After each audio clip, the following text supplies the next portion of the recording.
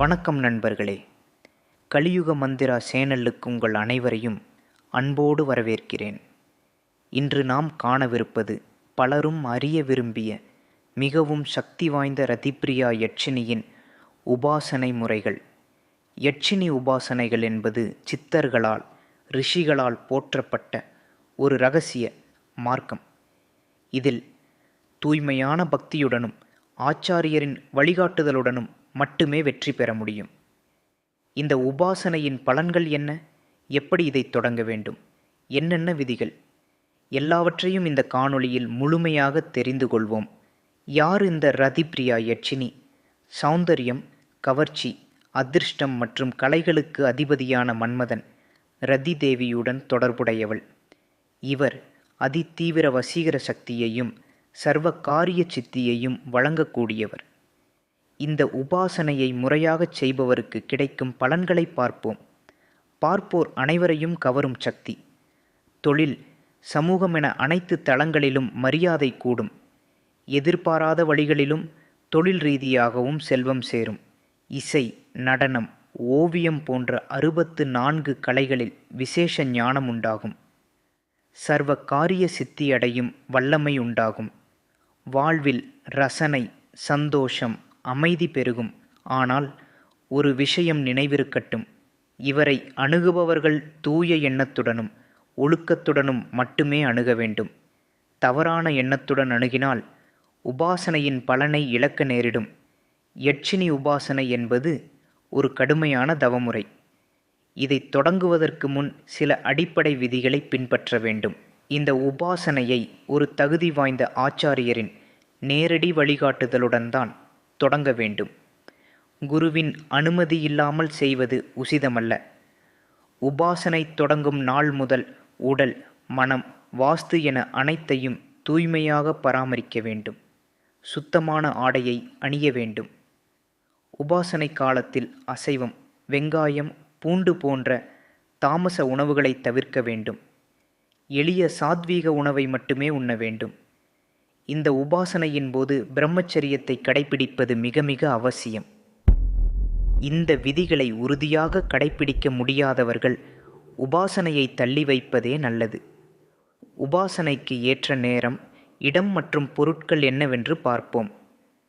வளர்பிறை வெள்ளிக்கிழமை அல்லது பௌர்ணமி நாள் உபாசனையை தொடங்க மிக உகந்தது. தினசரி பூஜைக்காக இரவு 10 மணிக்கு மேல் 12 மணிக்குள் உள்ள நேரம் மிகவும் சக்தி வாய்ந்தது.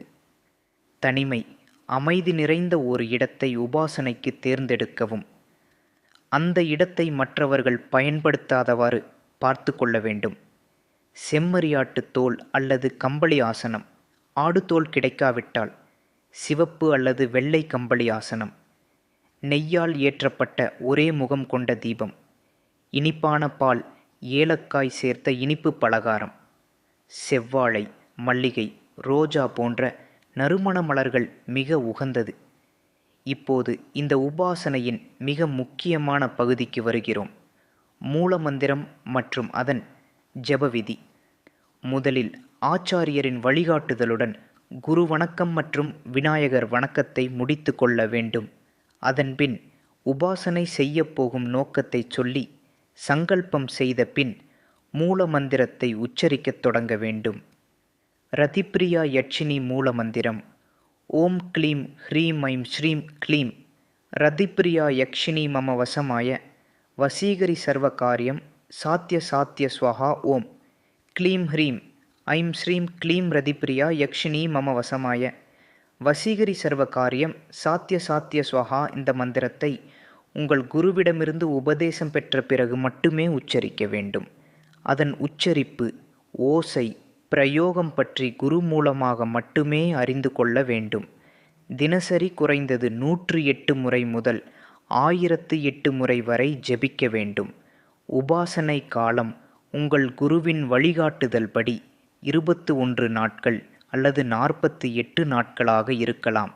பவளமாலை அல்லது ஸ்படிக மாலையை பயன்படுத்தலாம். ஜபம் முடிந்ததும் மாலையை துணியால் மூடி பூஜை அறையில் பத்திரமாக வைக்க வேண்டும். மந்திரத்தின் ஒவ்வொரு எழுத்தையும் தெளிவாக, நிதானமாக ரதிபிரியா யட்சினியின் உருவத்தை மனதில் நிறுத்தி உச்சரிக்க வேண்டும். யட்சினி உபாசனை என்பது ஒரு நெருப்பை கையில் ஏந்துவது போன்றது. இதில் சில கடுமையான எச்சரிக்கைகள் மற்றும் குறிப்புகளை பின்பற்ற வேண்டியது அவசியம்.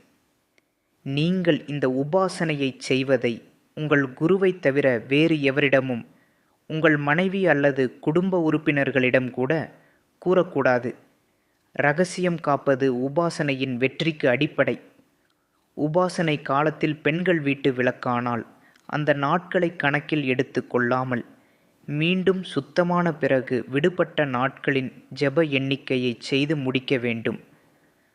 உபாசனை காலத்தில் உங்கள் மன உறுதியை பரிசோதிக்க பலவிதமான சோதனைகளும் கஷ்டங்களும் வரலாம். அப்போது மனம் தளராமல் குருவின் மீது நம்பிக்கை வைத்து உபாசனையை தொடர வேண்டும். உபாசனை காலத்தில் பயணம் செய்வதை தவிர்க்கவும். மிக அவசரமான பயணம் என்றால் கிளம்புவதற்கு முன் ரதிபிரியா யட்சினியிடம் அனுமதி வேண்டிச் செல்ல வேண்டும். நீங்கள் இந்த உபாசனையை முழு மனதுடன் விதிப்படி இரகசியமாக கடைப்பிடித்தால் உபாசனை நிறைவடையும் நாளில் ரதிப்பிரியா யட்சினியின் தரிசனம் கிடைக்க வாய்ப்பு உண்டு.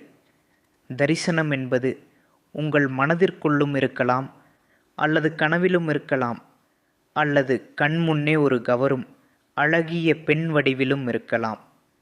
நீங்கள் சித்தி அடைந்த பின் யட்சினியிடம் உங்களுக்கு தேவையான வரத்தை கேட்கலாம்.